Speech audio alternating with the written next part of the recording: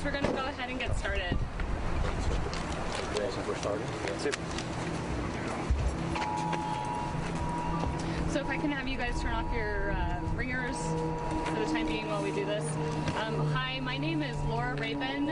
I am a public information officer with the McBride and the Nogal Canyon Fires. With me today is Carrie Gladden. She is also a public information officer with both fires as well. Let's start off with giving you guys a little bit of an update on what's going on. Yesterday we had 2 fires break out in the Ruidoso area. The McBride Fire started on Warrior Drive.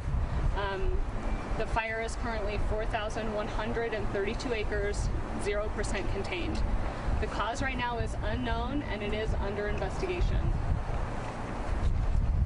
Resources that have been responding to the McBride Fire include the Village of Ruidoso, county resources, state resources, as well as federal firefighting resources. To give you a little bit more information about aircraft availability, yesterday, due to the extreme wind conditions that we saw, we were only able to fly reconnaissance aircraft. Today, the winds are a little bit lower, so thankfully we do have some additional aircraft that will be assisting us today. That includes 1 helicopter, 2 very large air tankers, and 5 large air tankers that have been assigned to this fire. We are reporting at this time that 150 structures have been lost. Crews overnight were able to hold the fire around the Moon Mountain area, south of Gatlin and north of Paradise Canyon with dozer lines, and they have stopped the fire from progressing into Paradise Canyon as of right now.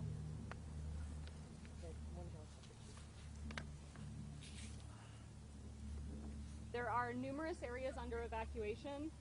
Mandatory evacuations are in place for the area around Moon Mountain, McBride, Snowcap, Timberline, Eagle Creek, Homestead Acres, Rancho Ruidoso Valley Estates, Deer Valley, Deer Park, and also east of Flute Player.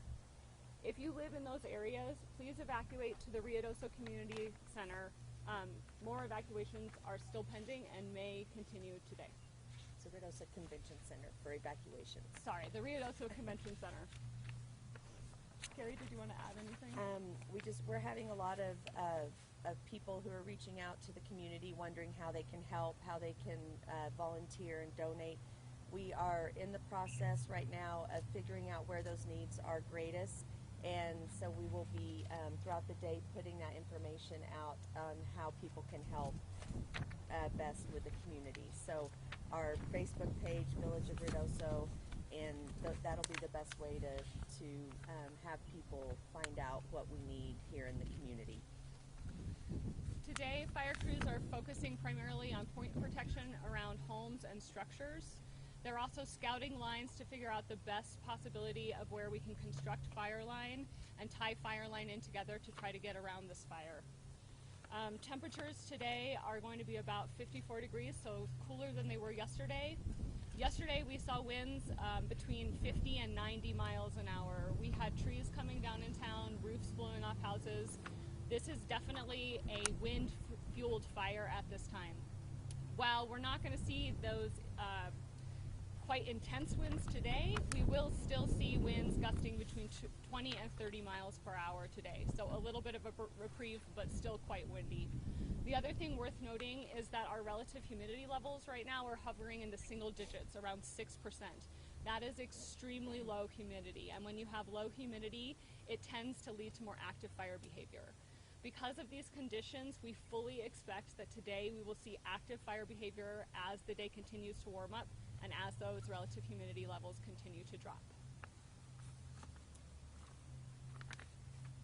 We also want to recognize that we still have multiple residential subdivisions that are in the wildland-urban interface that are being threatened at this time.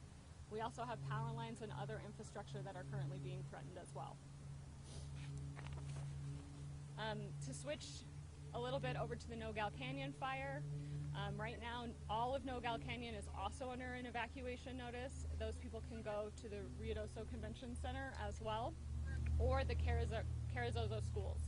If you have livestock or need a place to house your animals, there are numerous animal shelters in Ruidoso, Roswell, as well as the fairgrounds in Capitan.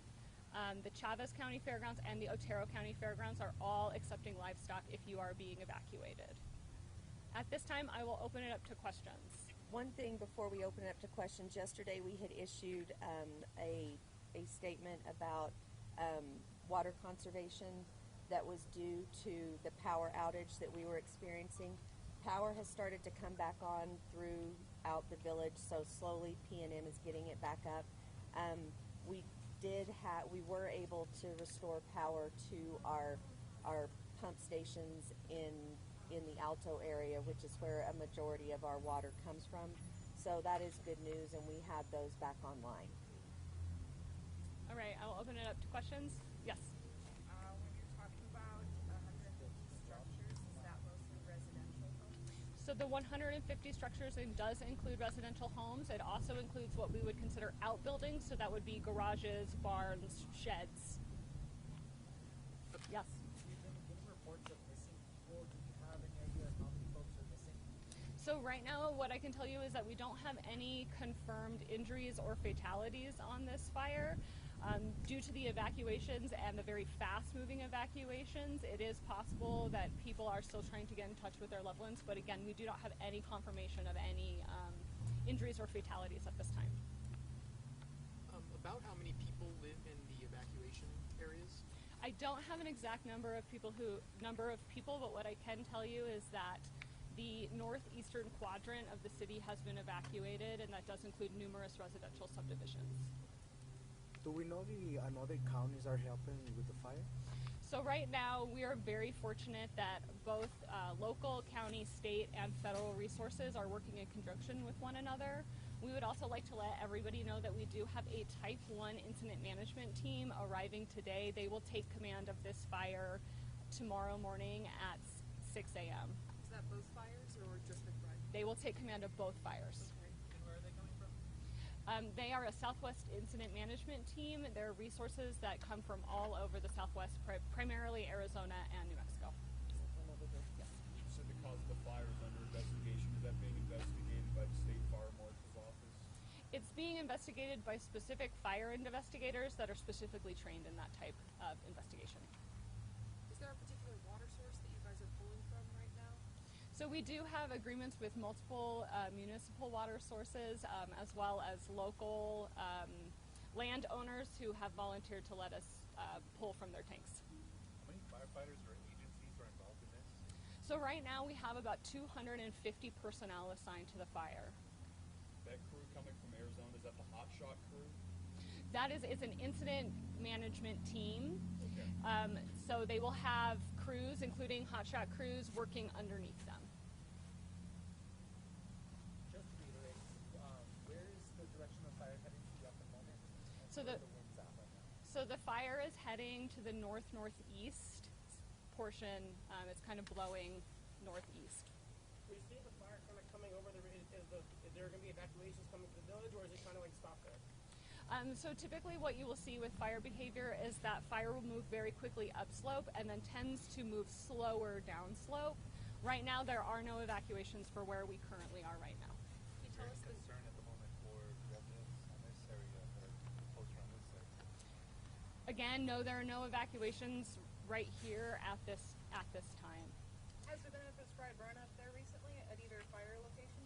So the fire has moved into the White Mountain fire. It was a fire that happened a while back. In 2011 was when the White Fire happened. That may help slow the spread of the fire.